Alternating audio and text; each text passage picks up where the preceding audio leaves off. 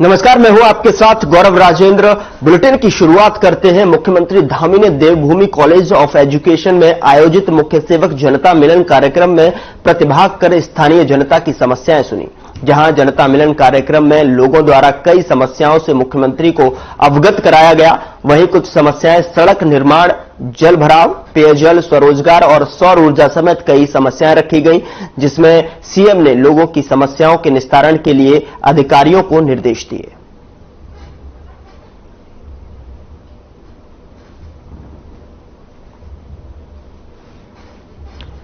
अधिकारियों को समस्याओं के निस्तारण के निर्देश दिए।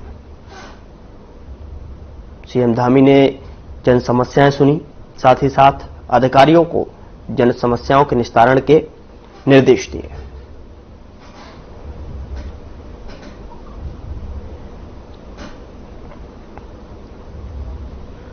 खबर टनकपुर के स्पोर्ट्स स्टेडियम से है, जहां सीएम धामी ने फुटबॉल मैच का शुभारंभ किया। सीएम ने खिलाड़ियों के बीच में जाकर फुटबॉल खेला। इस मौके पर सीएम ने सभी खिलाड़ियों से हाथ मिलाकर उनका उत्साह बढ़ाया। साथ ही सीएम ने कहा कि इस तरह के आयोजनों से क्षेत्र की युवा शक्ति को प्रोत्साहन मिलता है। हम चाहेंगे कि आगे भी प्रदेश में इसी तरह सभी खेलों को बढ़ावा दिया जाए, जिससे खिलाड़ियों को बेहतर मौका मिल सके।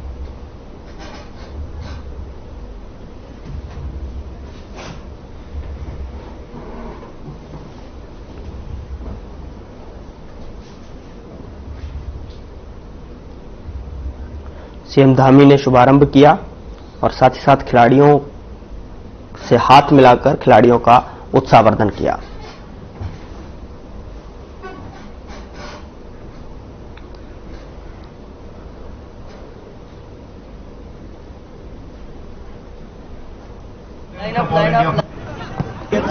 ये प्रारंभ होगा, यहाँ पर खेला जाएगा, इससे हमारे सभी खिलाड़ियों को एक अच्छा अवसर मिलेगा, सभी खेल प्रतिभाओं को आने का अवसर मिलेगा और ये जहाँ धार्मिक रूप से हमारे यहाँ पर पर्यटन के क्षेत्र के रूप तमाम तरह से सभी को जो है बढ़ावा देने का काम करेगा।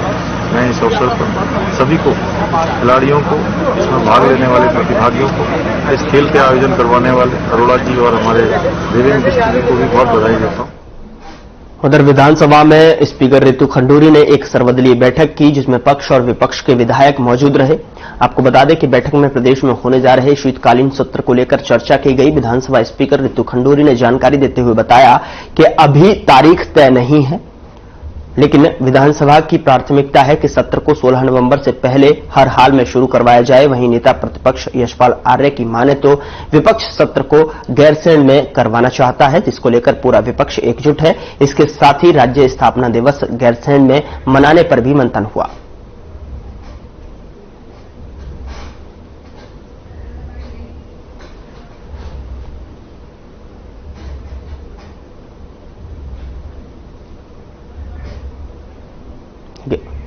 विधानसभा सत्र को लेकर बैठक हुई और स्पीकर रितु खंडूरी ने यह बैठक की।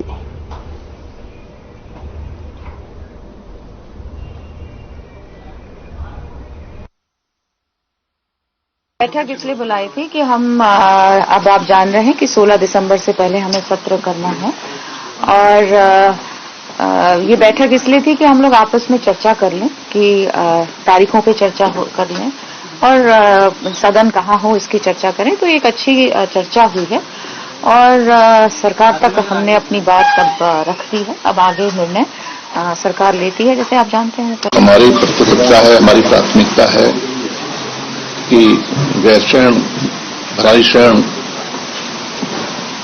स्वरूप ले स्थायी राजधानी का। तो उसके लिए निश्चित रूप से सत्र भराड़ीसैंण में ही आयोजित होने चाहिए। अध्यक्ष विधानसभा जी ने जो बैठक बुलाई थी, जिसमें मैं भी उपस्थित था, और चूंकि आप जानते हैं कि 16 दिसंबर से पहले हमारा विधानसभा सत्र होना है, कहाँ होना है, कब होना है, इसके बारे में चर्चा की और लगभग सभी ने एक मत से कहा कि भाई चूंकि कैबिनेट में भी ये विषय पास होना होता है तो उसमें पास होगा। खबर देहरादून से है, जहां लैंसडाउन का नाम बदलने की तैयारी पर कांग्रेस ने सवाल उठाए। पूर्व सीएम हरीश रावत ने कहा कि जब सरकारों के पास जनता को बताने के लिए कुछ नहीं होता है, तब वो पुराने कभी ब्रिटिशकालीन कभी मुगलकालीन नामों को बदलने का एक प्रपंच रचते हैं। बेहतर होता है कि सरकार नाम बदलने की बजाय अंग्रेजों के समय के कानून बदलती, जिनसे लैंसडाउन की जनता घुट रही है।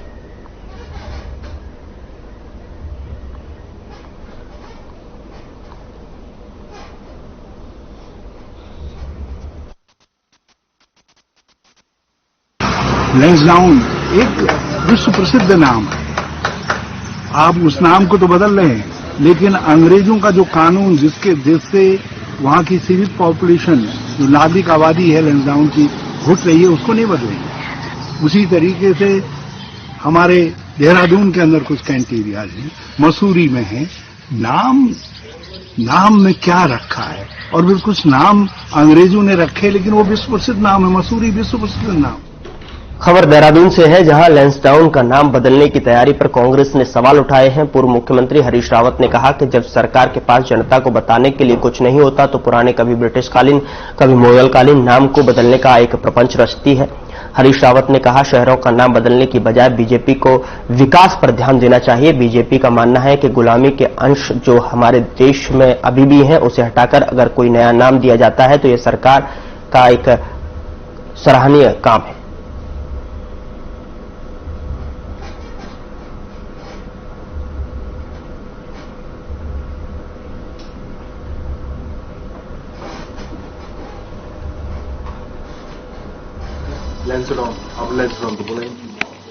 पूरे देश का सर्वांगीण विकास हो रहा है और उनके नेतृत्व में देश और दुनिया में भारत एक शक्ति के रूप में उभर रहा है।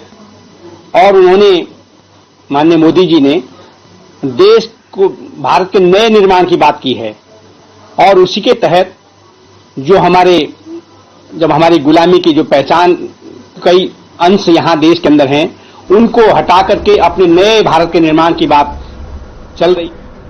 उधर सरदार वल्लभ भाई पटेल की जयंती को देश भर में राष्ट्रीय एकता दिवस के रूप में मनाया जाता है। हरिद्वार में भी केंद्रीय मंत्री गजेंद्र शेखावत और केंद्रीय मंत्री महेंद्र नाथ पांडे ने रन फॉर यूनिटी और गंगा रैली को रवाना किया। हरिद्वार के नमामि गंगे घाट से केंद्रीय मंत्री गजेंद्र शेखावत ने स्कूली बच्चों की रैली को रवाना किया।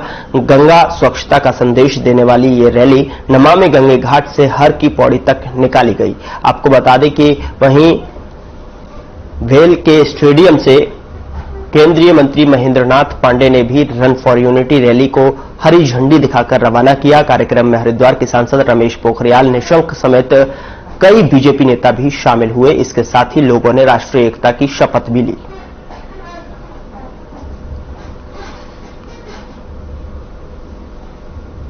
जोरदार तालियां बजती रहे।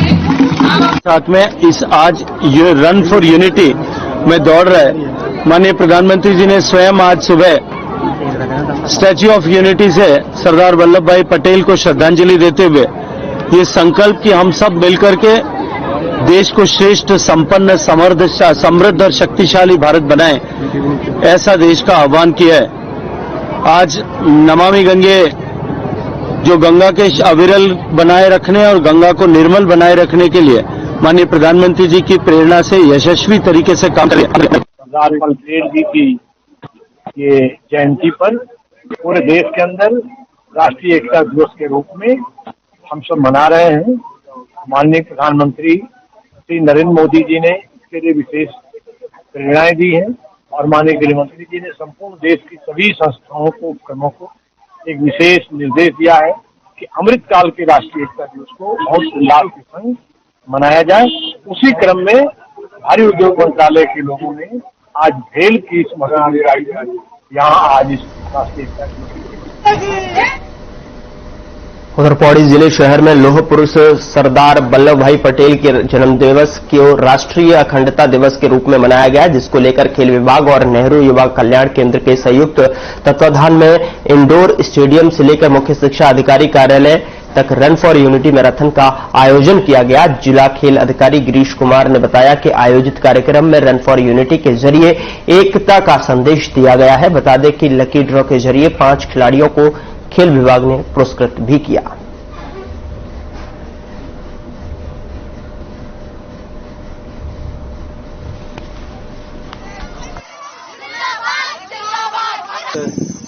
उनके अध्यापकगण, आप सभी लोगों का बहुत बहुत धन्यवाद और आप सभी लोगों को इस कार्यक्रम में सफल प्रतिभाग के लिए बहुत बहुत शुभकामनाएं और जिन्होंने पुरस्कार जीते हैं उनको विशेष शुभकामनाएं और जिन्होंने प्रतिभाग लिया है उनको अग्रिम जीत के लिए और आगे के भविष्य के कार्यक्रमों में प्रतिभाग के लिए बहुत बहुत धन्यवाद देना चाहूंगा कि गलत संगत से दूर रहना चाहिए, हमेशा अच्छा नागरिक बनने की दिशा में।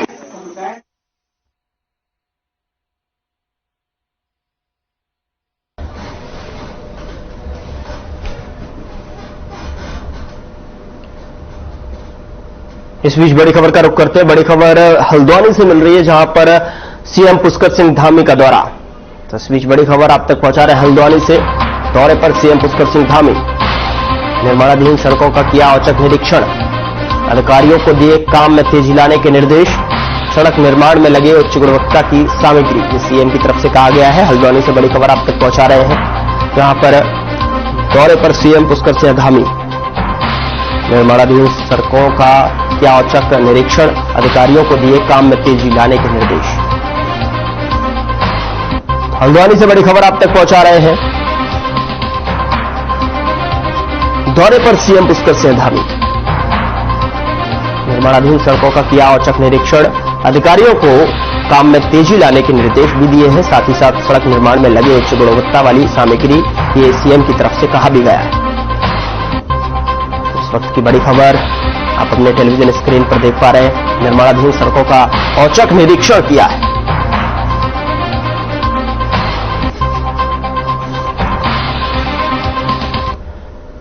चलिए खबरों का रुख करते हैं। देहरादून में कांग्रेस ने प्रदेश कार्यालय में सरदार वल्लभ भाई पटेल की जयंती और इंदिरा गांधी की पुण्यतिथि के अवसर पर विचार गोष्ठी का आयोजन किया।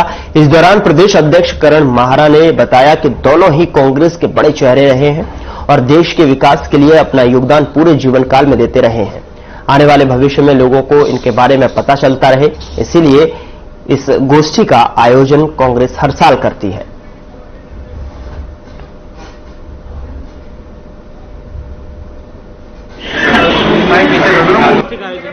गोष्ठी का आयोजन है और इस आयोजन का मकसद जो है सरदार वल्लभ भाई पटेल की जो उपलब्धियां रही हैं उनका, क्योंकि आज जन्मदिवस है, जयंती है और इंदिरा जी का शहादत दिवस है।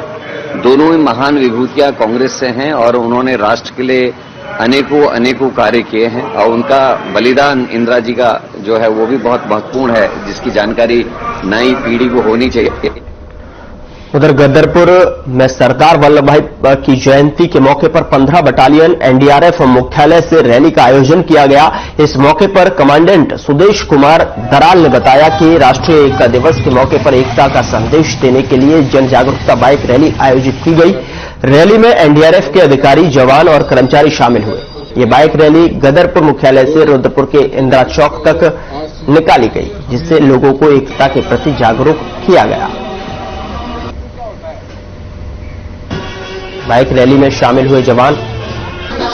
गदरपुर से खबर तस्वीरों में आप देख सकते हैं। बाइक रैली के माध्यम से जवानों द्वारा बाइक रैली निकाली गई। एनडीआरएफ ने निकाली रैली। लौह पुरुष की जयंती पर यह आयोजन किया गया। और वो बटालियन तो ऑब्वियसली 6 बटालियन तो चाहे आपके दो साथियों के बीच में हो, आज से होना चाहिए। और हमें बच्चों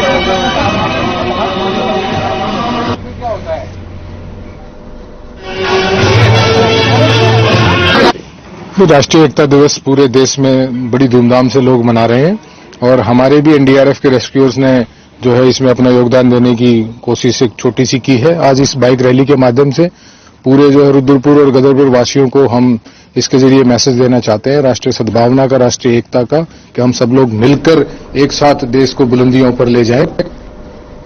उधर रामनगर में पर्यटन कारोबारियों ने सीटीआर कार्यालय पहुंचकर पार्वती कार्यों पर मनमानी करने वाले आरोप लगाते हुए नारेबाजी का प्रदर्शन किया। इस दौरान पर्यटन कारोबारी वीरेंद्र सिंह रावत ने सीटीआर निदेशक को ज्ञापन सौंपा, जहां उन्होंने कहा कि गर्जिया गेट को अनियंत्रित स्थानांतरित करने की कवायद पार्क प्रशासन द्वारा चलाई जा रही है। उन्होंने कहा कि इससे ग्रामीणों में रोष व्याप्त है।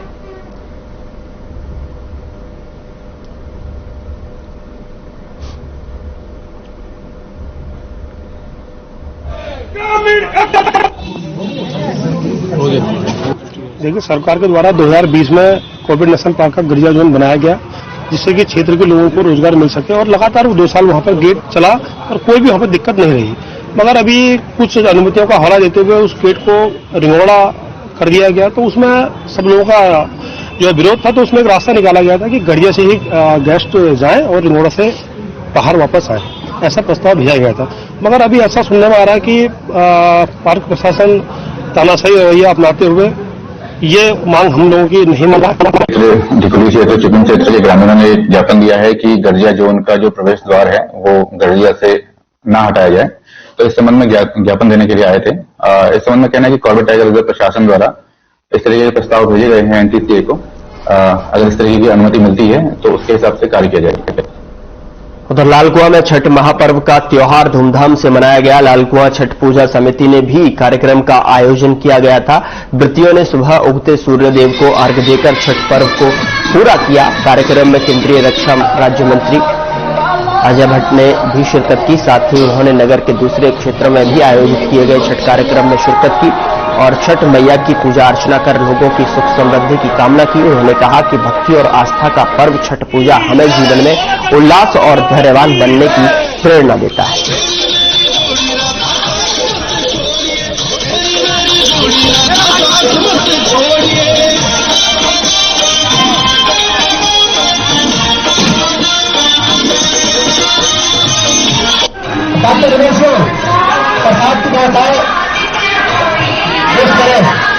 केंद्रीय राज्य मंत्री ने शिरकत की।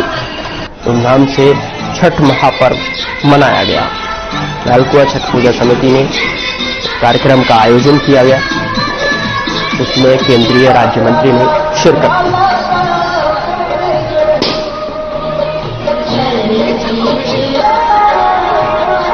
लालकुआं छठ पूजा समिति ने इसका आयोजन किया, जिसमें कि केंद्रीय राज्य मंत्री ने शिरकत की।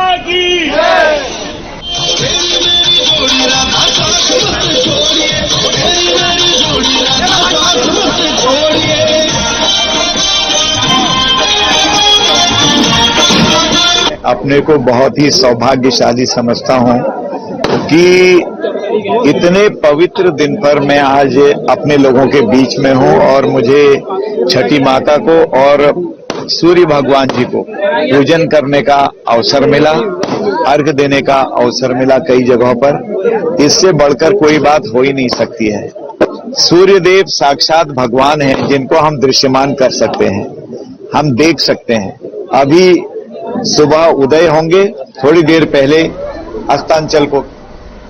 खबर कालागढ़ से है, जहां तकनीकी खराबी के चलते सिविल डिफेंस के अधिकारी देहरादून से हल्द्वानी लेकर जा रहे हेलीकॉप्टर को इमरजेंसी की लैंडिंग करानी पड़ी। आपको बता दें कि निजी कंपनी पवन हंस का helicopter bureau of civil defence के निदेशक अरुण कुमार सिंह को लेकर देहरादून से हल्द्वानी जा रहा था। इस दौरान अफजलगढ़ थाना क्षेत्र में पहुंचते ही हेलीकॉप्टर रेड सिग्नल दिखाने लगा।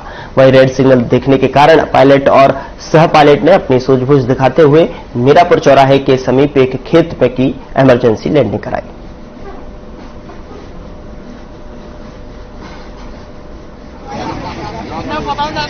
हल्द्वानी जा रहा था हेलीकॉप्टर। रेड सिग्नल मिलने पर पायलट और को पायलट ने सूझबूझ से एक खेत में हेलीकॉप्टर की इमरजेंसी लैंडिंग कराई।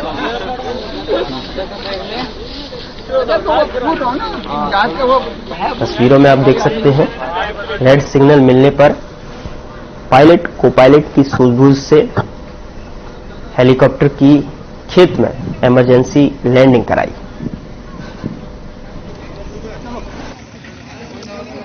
हेलीकॉप्टर उत्तराखंड की नागरिकों की सेवा में चलता है, जो देहरादून से हल्द्वानी जा रहा था और हमारे हेलीकॉप्टर में एक वार्निंग लाइट आई, जो एक तरह की एक आपातकालीन स्थिति है। तो इसमें हमने स्टैंडर्ड ऑपरेटिंग प्रोसीजर के एक्शंस को फॉलो करते हुए हमने यहाँ ओपन ग्राउंड को सेलेक्ट किया और सेफली जहाज को उतारा। और हमारे साथ एक पैसेंजर हैं जो इंसिडेंटली डीजीसीए के रिप्रेजेंटेटिव हैं।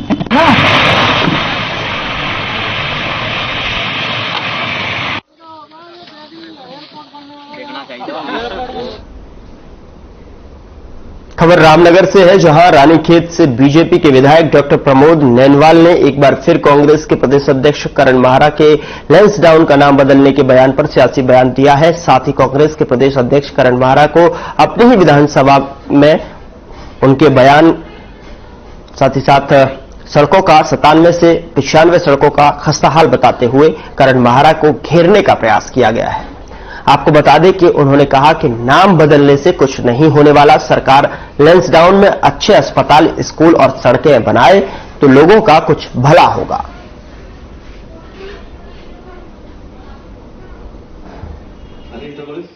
नहीं, कांग्रेस और कांग्रेस के जो प्रदेश अध्यक्ष हैं वो केवल बयानबाजी के लिए, अपनी नेतागिरी को जिंदा रखने के लिए बयानबाजी कर रहे हैं।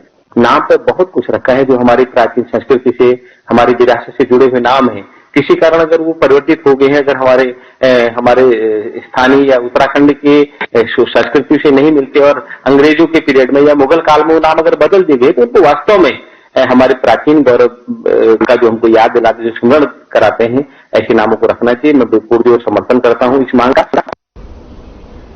उत्तराखंड अधीनस्थ सेवा चयन आयोग पेपर लीक मामले में गिरफ्तार 42 आरोपियों में से अब तक 19 आरोपियों को जमानत मिल चुकी है।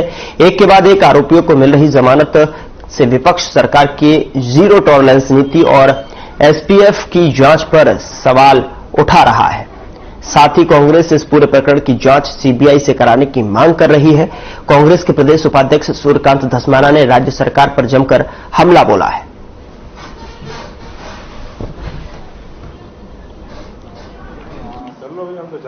देखिए, यूके ट्रिपल एससी के मामले में जो कांग्रेस की आशंका थी वो निर्मूल नहीं थी, वो सही साबित हुई है। राज्य में जितने लोग एसआईटी ने पकड़े हैं वो एक एक करके जमानत में छूट रहे हैं। आपने विधानसभा की भर्तियों के मामले में देखा, सब हाईकोर्ट से बहाल होकर के स्टे लेकर के दोबारा से ज्वाइनिंग कर ली है। उसी प्रकार से यूके ट्रिपल एससी में जितने लोगों की गिरफ्तारी हुई है उन लोगों को हाईकोर्ट एक एक करके जमानत दे रहा।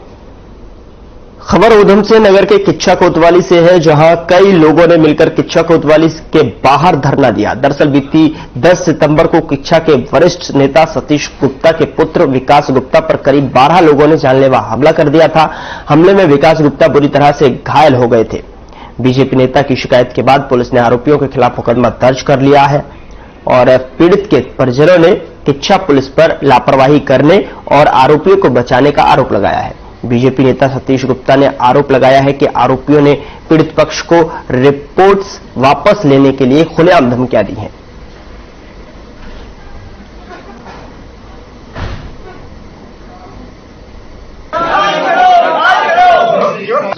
हमारे बेटे पे जानलेवा हमला हुआ और लोग भी थे काफी, वो 30-35 लोग थे कम से कम। मैं हथियारों के, ये तो अपने क्या नाम है घरवाली भी लेने के लिए गया था, यहीं बैठा था थाने में, उनके सामने ही गया, थाने वालों के सामने से उस पर चिपट गया सब। और तो ऐसी हालत छोड़ गए कि अगर उससे कोई 1 घंटे उठा के लाता तो वहीं पर उसकी मृत्यु हो जाती। अब उसके बाद हम लोग को ले गया अस्पताल में, उसकी पट्टी उट्टी हुई और गौतम हॉस्पिटल में उसको एडमिट करा दिया गया। तो वहां थोड़ा उसका सुधार हुआ, वो तो मना कर रहा था कि दिल्ली जाना पड़ेगा। जानलेवा हमला हुआ था और उसके काफी घातक हथियारों से उसके चोट लगी है, कई जगह उसकी चोट लगी हुई है। पर लेकिन आज तक पुलिस ने 9 सितंबर से लेकर आज तक 2 महीने होने आ रहे हैं, कोई गिरफ्तारी नहीं की है। ये तो 3 बार से सभासद हैं। अगर कोई इस जगह आम आदमी होता तो उसकी सुनवाई किस तरीके से होती? लगता है आम आदमी की सुनवाई नहीं होगी, जहां तक लग रहा है ऐसा, क्योंकि थाने में रोज आ रहे हैं, रोज धरना दिया जा रहा है, रोज प्रदर्शन कर रहे हैं। पर लेकिन प्रदर्शन के बावजूद भी आज तक कोई गिरफ्तारी नहीं की गई। आज मालूम पड़ा है कि एक इन्होंने कोई बंटी नाम का गिरफ्तार किया है। जो भी इस केस में आरोपी हैं उन सबकी गिरफ्तारी होनी चाहिए। 2 महीने हो चुके हैं और जो भी एफआईआर में जिनके नाम है सबकी गिरफ्तारी हो, तभी धरने से उठेंगे हम। उधर कांग्रेस के नैनीताल जिला अध्यक्ष इंद्रपाल आर्य ने प्रदेश सरकार पर जुबानी हमला करते हुए कहा कि प्रदेश की सड़कों की हालत बेहद खराब होती जा रही है। उन्होंने कहा कि प्रदेश के सीएम सिर्फ कोरी घोषणाएं कर रहे हैं, लेकिन धरातल पर कोई काम नहीं हो पा रहा है। उन्होंने कहा कि लालकुआं से लेकर हल्द्वानी तक नेशनल हाईवे लंबे समय से जर्जर हालत में है। इसके बावजूद अभी तक सड़क को ठीक नहीं किया गया है, जिसका खामियाजा आम जनता को भुगतना पड़ रहा है।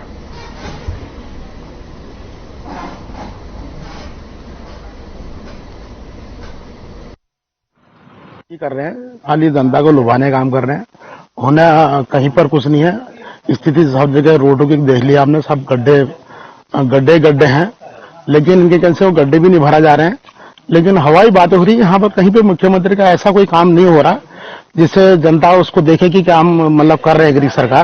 सरकार केवल अपने जुमलेबाजी में ही मस्त है और अपने जो नाम बदलने की बात आ रही, कहीं पर कुछ वाली बात आ रही है तो उसमें ही मगम है। और ये जो जनता की हित की जहां बात आ रही है तो वहां पर कहीं पर भी खरी नहीं उतरी है सरकार। गड्ढे में चोटिल भी हो जा रहे हैं लोग, कई गड्ढे में चोटिल कहीं। फिलहाल बुलेटिन में इतना ही। नमस्कार।